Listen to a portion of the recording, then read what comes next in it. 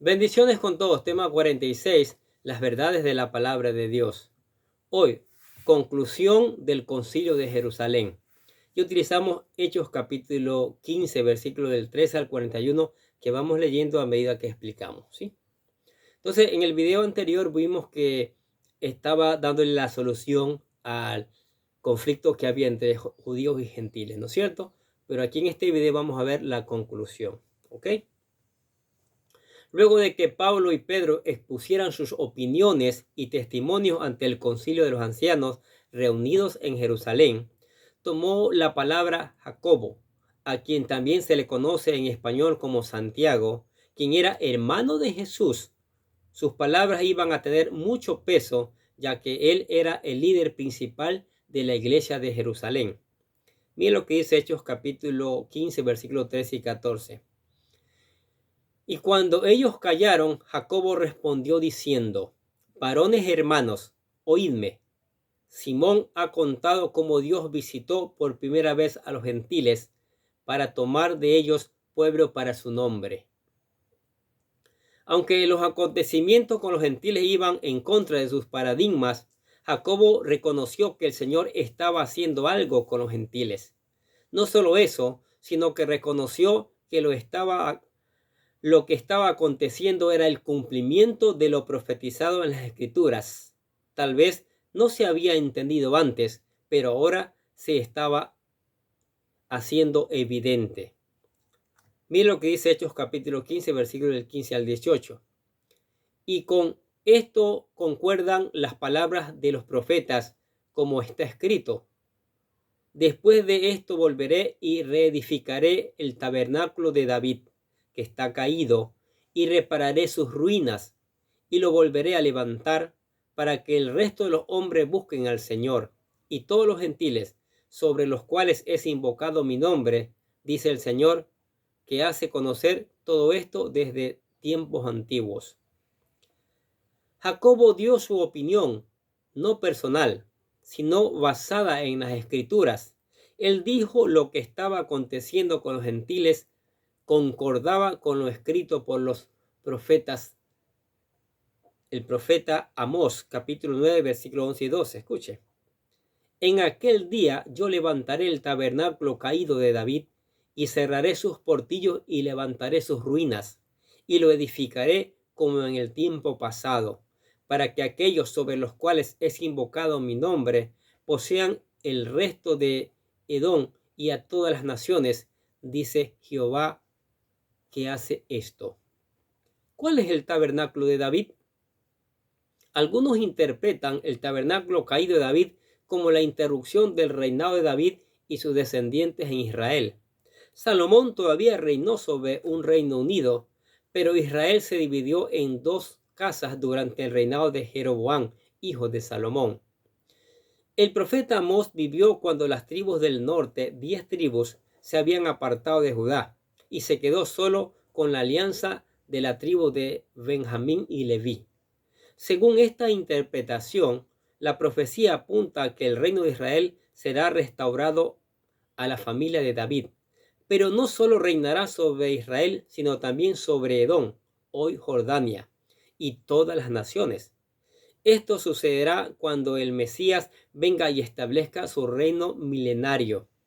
Aunque esto es cierto, hay otro aspecto del tabernáculo de David que debe ser considerado en la interpretación de esta profecía.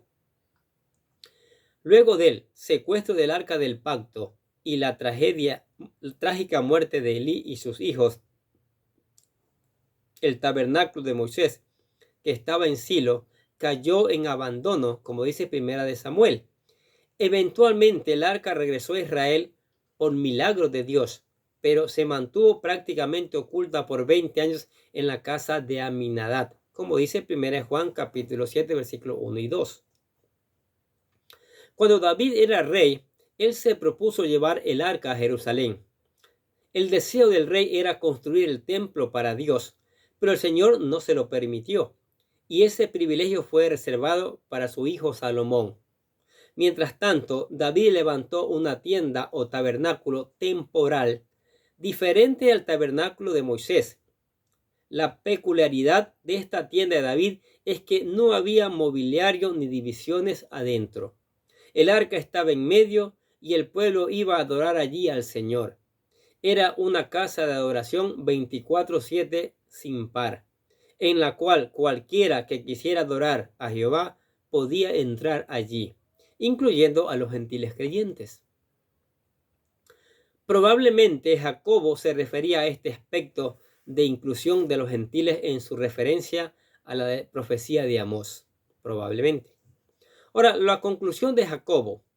Al final de todo argumento, Jacobo llegó a la siguiente conclusión. Escuche Hechos capítulo 15, versículo 19 al 20. Por lo cual yo juzgo, dice, que no se inquiete a los gentiles que se conviertan a Dios, sino que se les escriba que se aparten de las contaminaciones de los ídolos, de fornicación, de ahogados y de sangre. Porque Moisés desde tiempos antiguos tiene en cada ciudad quien lo predique en las sinagogas, donde es leído cada día de reposo. La conclusión del Concilio de Jerusalén fue la siguiente: la salvación es por fe y no por obras, tanto para judíos como para gentiles. Con esto no quiere decir que los creyentes pueden vivir como quieran, pues es claro que Dios espera que su pueblo sea santo como Él es santo. Pero para ingresar al reino de Dios no se requiere de la circuncisión ni el perfecto cumplimiento de la ley, porque en ese caso nadie entraría. Jesús pagó el precio de nuestra entrada al reino y ya estando adentro, los creyentes deben de vivir según el orden del reino.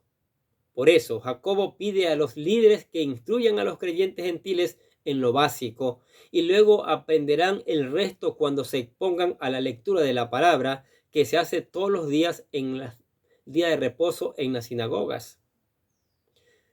Como enseñanza básica, los líderes debían asegurarse de instruir a los gentiles a abstenerse de varias cosas que eran comunes en ese tiempo. A. Contaminación de ídolos, tanto en comida ofrecida a ídolos como en adoración. ¿Qué dice Éxodo capítulo 34, versículos del 12 al 16? Cuídate de no hacer pactos con los habitantes de la tierra donde vas, no sea que esto se convierta en tropezadero en medio de ti, sino que derribarás sus altares y quebrarás sus pilares sagrados y cortaréis sus aceras, pues no adorarás a ningún otro Dios, ya que el Señor, cuyo nombre celoso es Dios celoso.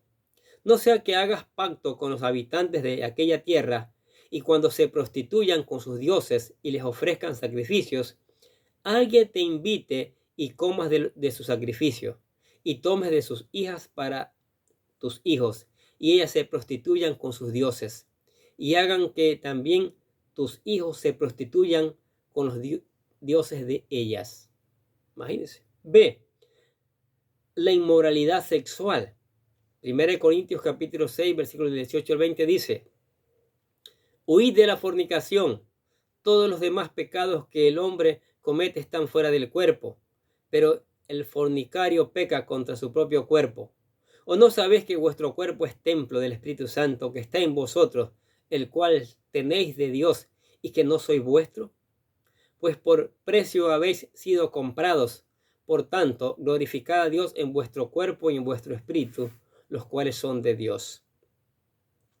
Primera de Tesalonicenses capítulo 4, versículos del 3 al 7 dice: porque esta es la voluntad de Dios, vuestra santificación, es decir, que os abstengáis de inmoralidad sexual, que cada uno de vosotros sepa cómo poseer su propio vaso en santidad y honor, no en pasión de concupiscencia, como los gentiles que no conocen a Dios, y que nadie peque y defraude a su hermano en este asunto, porque el Señor es el vengador de todas estas cosas, como también antes os lo dijimos y advertimos solemnemente, porque Dios no nos ha llamado a impureza, sino a santificación.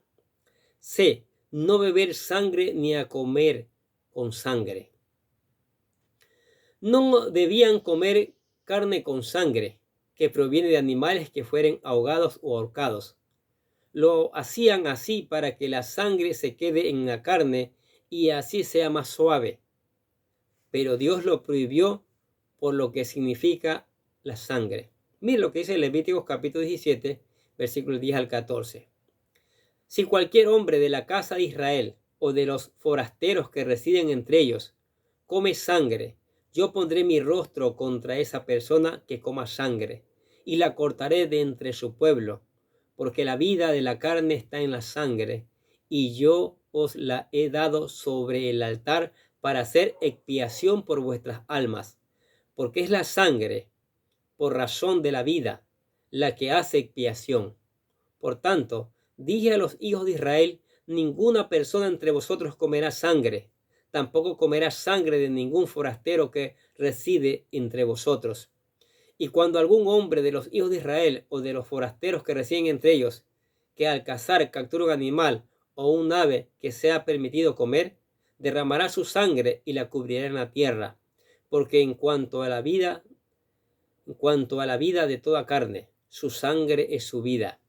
Por tanto, dije a los hijos de Israel: no comerás la sangre de ninguna carne, porque la vida de toda carne es su sangre. Cualquiera que la coma será exterminado. ¿Qué les parece? El mandamiento de no comer sangre está desde los tiempos de Noé y era un mandamiento para toda la humanidad. Antes del diluvio, la dieta del hombre era vegetariana. Usted puede leer Génesis 1:29. Pero vamos a leer Génesis capítulo 9, versículos del 3 al 4. Todo lo que se mueve y tiene vida os será para alimento. Todo os lo doy como os di la hierba verde. Pero carne con su vida, es decir, con sangre, no comeréis. Ahora, las cartas a las iglesias. Luego que el Concilio de Jerusalén hubieran llegado a una conclusión sobre el tema de la inclusión de los gentiles entre el pueblo de Dios, ellos decidieron escribir una carta para comunicar formalmente las decisiones de los apóstoles. Leamos Hechos capítulo 15, versículos 22 al 29. Es la carta. Entonces pareció bien a los apóstoles y a los ancianos con toda la iglesia elegir de entre ellos varones y enviarlos a Antioquía con Pablo y Bernabé, a Judas, que tenía por sobrenombre Barsabás, y a Silas, varones principales entre los hermanos, y escribir por conducto de ellos los apóstoles y los ancianos y los hermanos. A los hermanos de entre los gentiles que están en Antioquía, en Siria, en Cilicia, salud. Por cuanto hemos oído que algunos que han salido de nosotros, a los cuales no dimos orden, os han inquietado con palabras, perturbando vuestras almas, mandando circuncidaros y aguardar la ley, nos ha parecido bien, habiendo llegado a un acuerdo, elegir varones y enviarlos a vosotros con nuestros amados Bernabé y Pablo, hombres que han expuesto su vida por el nombre de nuestro Señor Jesucristo. Así que enviamos a Judas y a Silas, los cuales también de palabra os harán saber lo mismo, porque ha parecido bien al Espíritu Santo y a nosotros no imponeros ninguna carga más que estas cosas necesarias, que os abstengáis de los sacrificados de los ídolos, de sangre, de ahogado y de fornicación, de las cuales cosas, si os guardáis, bien haréis. Pasadlo bien. Ahí está la carta que tuvieron que enviar a los gentiles. Esta carta fue escrita, pero también iba acompañada de representantes de Jerusalén, para dar testimonio que lo dicho por Pablo y Bernabé eran también la opinión oficial de los líderes de la iglesia. Esto fue necesario porque los fariseos que habían llegado a Antioquía, ¿se acuerdan? Capítulo 14, habían creado confusión entre los miembros de esa congregación. Leamos lo que dice Hechos capítulo 15, versículos del 30 al 33. Así pues, los que fueron enviados descendieron a Antioquía y reuniendo a la congregación entregaron la carta, y habiendo leído la cual, se regocijaron por la consolación. Y Judas y Silas, como ellos también eran profetas, consolaron y confirmaron a los hermanos con abundancia de palabras, y pasando algún tiempo allí, fueron despedidos en paz por los hermanos, para volver a aquellos que les habían enviado. Mas a Silas le pareció bien el quedarse allí. Maravilloso. Mire cómo se resuelven los conflictos. Pablo y Bernabé hacían un buen equipo. Ellos siguieron trabajando juntos en Antioquía, enseñando en esa congregación. Mire lo que dice Hechos capítulo 15, versículo 35. Pablo y Bernabé continuaron en Antioquía enseñando la palabra del Señor y anunciando el evangelio con otros muchos. Aunque estaban contentos con todo lo que pasaba en Antioquía, en el fondo de su mente no dejaron de considerar a las congregaciones que dejaron formadas en Asia Menor. Por eso decidieron ir a visitarlas. Lamentablemente tuvieron un conflicto en el proceso. Miren lo que dice Hechos capítulo 15, versículo 36 al 38. Después de algunos días, Pablo dijo a Bernabé: volvamos a visitar a los hermanos en todas las ciudades en que hemos anunciado la palabra del Señor, para ver cómo están. Y Bernabé quería que llevase consigo a Juan, el que tenía por sobrenombre Marcos. Pero a Pablo no le parecía bien llevar consigo al que se había apartado de ellos desde Panfilia, y no había ido con ellos a la obra. Esto fue un desacuerdo que Pablo y Bernabé no pudieron superar. A partir de ese momento, cada uno tomó su propio camino. ¿Sí? No es nada perfecto. Dice Hechos capítulo 15, versículos 39 al 41. Y hubo un tal desacuerdo entre ellos que se separaron el uno del otro. Bernabé, tomando a Marcos, navegó a Chipre, y Pablo, escogiendo a Silas, salió encomendado por los hermanos a la gracia del Señor, y pasó por Siria y Cilicia, confirmando a las iglesias.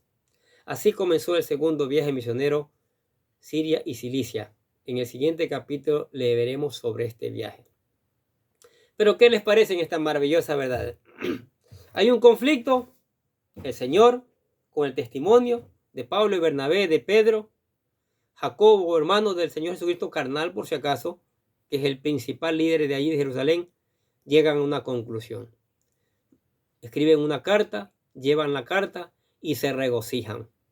Y el pueblo cristiano sigue creciendo, tanto en los pueblos judíos como en el pueblo gentil. Y hoy día ha crecido, pero numerosamente en todas partes del mundo.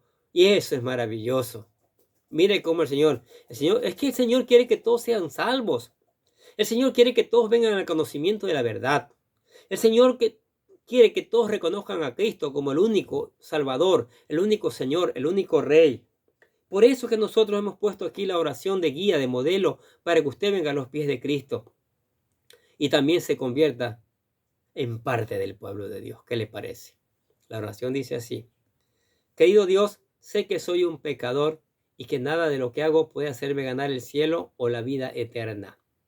Creo que Jesucristo murió por mí, derramando su sangre para lavar todos mis pecados, para ser redimido, y que se levantó de la tumba al tercer día. Ahora mismo lo recibo como mi Salvador personal, confiando solamente en Él como mi único camino al cielo. Señor Jesús, séllame con tu Espíritu Santo y escribe mi nombre en el libro de la vida. Y decimos gracias, amado Padre Celestial, por regalarme la vida eterna. ¿Se convirtió en hijo de Dios? Maravilloso.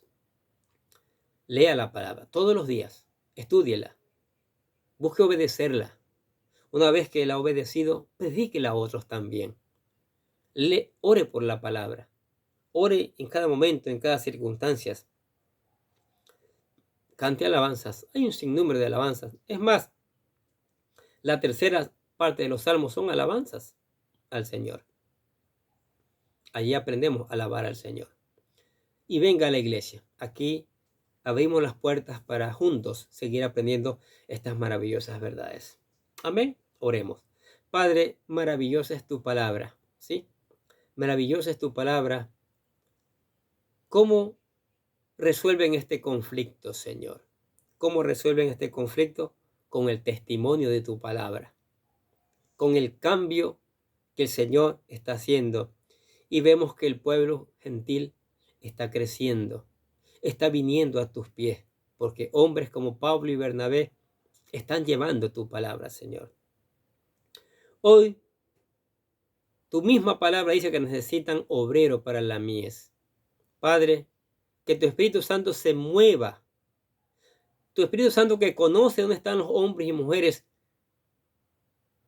escogidos para llevar esta palabra, vaya a ellos y los tome y los convierta en grandes hombres y mujeres para llevar la palabra que hoy se necesita mucho.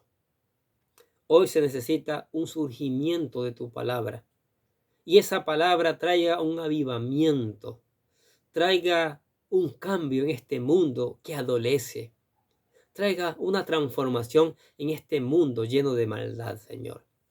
Y tu Espíritu Santo es el único que puede convencer al mundo de pecado, de justicia y de juicio, Señor. Por eso oramos que Él se derrame en la iglesia, en la familia, en todos los que escuchan la palabra de Dios.